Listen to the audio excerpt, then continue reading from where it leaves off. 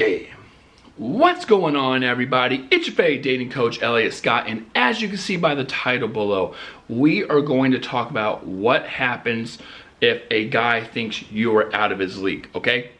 Now, if you haven't yet, please subscribe. Just click the red button below. I'll love you all forever, along with the bell notification if you want to get my videos right away. And if you want to work with yours truly and or learn more about the psychology of man and maximizing your attractiveness in hooking guys or getting guys obsessed with you, you can get a session with yours truly or get my link or click the link below to my course, Attraction Academy. Okay, so let's jump right into this.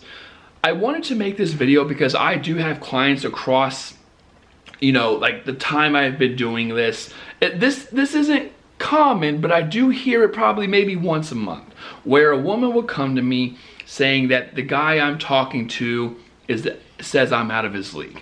And she would give me some phrases. The guy would, and I hear these all the time, where the guy would say, "I'm so lucky to have you. I can't believe I have someone like you." Or "You're so out of my league. This is unbelievable." Stuff like that, right? Like, I don't deserve somebody like you, or why would you even give me the time of, like, this mopey shit. And listen, ladies, the first thing I want to tell you, because I'm going to tell you what usually happens to these type of women, is this is an emotionally unavailable dude. This is an emotionally unavailable dude. This guy will not give you a relationship. This guy will not give you a relationship. And I'm saying this so when someone comes to me again and asks me about these type of dudes, I can just refer them to this video. Listen, if you're getting referred to this video, you're not getting a relationship out of this guy. Now, why am I saying this? Not only is he an emotionally unavailable dude, but these women will come to me and say, "But Elliot, there's a contrast or a contradiction. Elliot, he says I'm out of his league. He says I'm a 10. He says I'm perfect. He says he can never get someone like me. He says that he's shocked that I'm giving him the time of the day, but he's pulling away. But he's not committing, and he knows I like him. What's the problem? Because he's emotionally unavailable, but he's still going to talk to you and get access to these assets and filling a void. You're feeling this validation. You're giving him all this approval-seeking behavior. You're giving him these assets, whether it's sex, attention, ego boost, all that. You're still giving him all that, but because he's an emotionally unavailable dude, he's not committing. Okay, that's the problem. That's what women don't understand. When a guy by nature, in a masculine state of mind, in a healthy masculine state of mind, he is a provider and he is a satisfier. Okay, he should provide for a woman. Not that a woman needs it, but it's something a guy wants to do. He should want to invest his resources into the woman and into the family. That is how it is. And he should satisfy her. And he should be getting satisfaction out of satisfying her. Okay? Because he is fulfilling his role as a man. Okay, and I mean that in more of an evolutionary term. He's fulfilling his role as a man. So when a dude is saying shit like, "I don't want a relationship," or not, "I don't want a relationship," but that's usually what happens. But when he says that, "You're too good for me. Well, how can I?" Like all that shit, squash it. He's emotionally unavailable. It is not going to happen.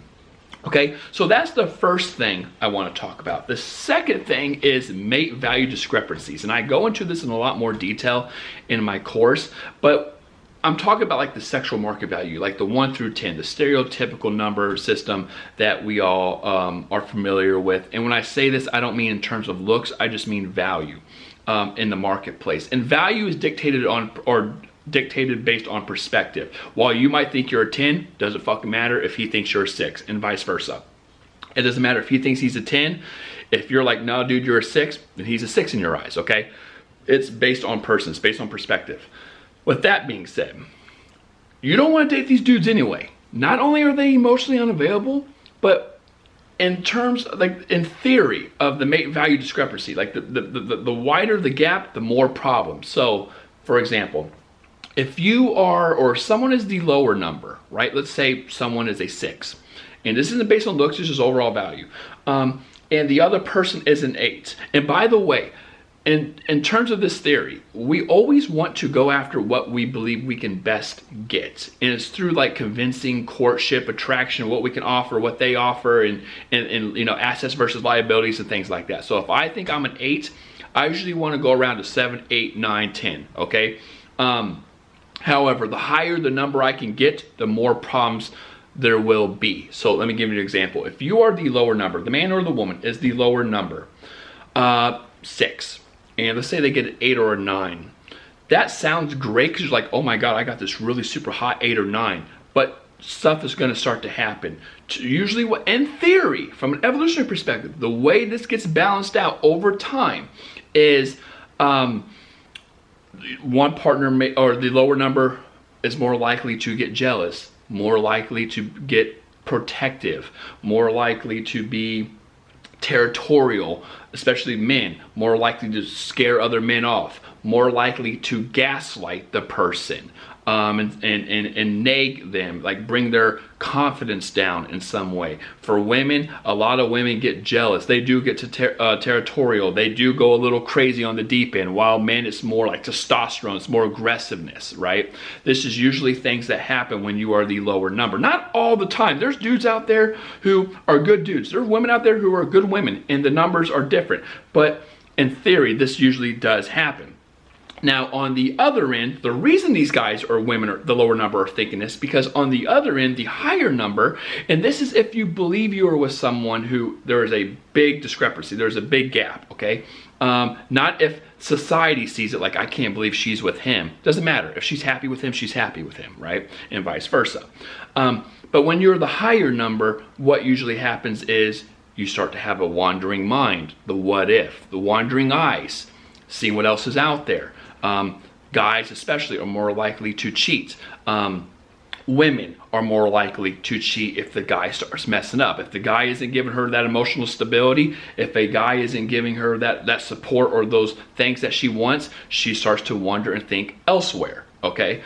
And this is if they're not happy in the relationship, just a content, normal relationship. The higher number is more likely to cheat, more likely to wonder, more likely to think what if, more likely to be convinced that there is better out there and things like that. So it's always best to, this is why dating coaches and evolutionary psychologists always say it's best to better yourself and think of more of what I can offer to this relationship versus what I can take and what makes me stick out from other people. Because you can offer a lot, but if it's a lot of the same shit that everyone else can offer, like, I mean, if you have big boobs, great, but there's a lot of women with big boobs out there. There's a lot of guys with, there's a lot of guys with money. There's a lot of guys, who are in good shape and things like that. But it's the package. It's harder to find a woman who, has a good personality, a nice body, a pretty face, who's a good mother, who's successful, who's patient, who's kind, who's selfless. Like, when you get that whole package, it's a lot more attractive. Same with men. It's harder to find men who actually want who want a relationship, who takes care of himself, who is loyal, it's package, okay? So when, I guess to sum this up, if you're talking to a dude and he's telling you all this stuff about how great you are, how amazing, take it with a grain of salt. How he can't believe he's talking to someone like you. Take it with a grain of salt, ladies, okay? And of course, when it comes to mate value discrepancy, the number, the larger the number, depending on what side you are, there's going to be a problem. Well, it's not both sides. There's going to be a problem. One person is going to be a little more the higher number is going to be a little more resenting, have wandering eyes in mind. The lower number might do some tactics to keep you around. But either way, the lower number, emotionally unavailable. Don't stay with guys who tell you all that bullshit, ladies. So with that being said, I love you all. Take care. If you haven't yet, get my course, Attraction Academy, and peace.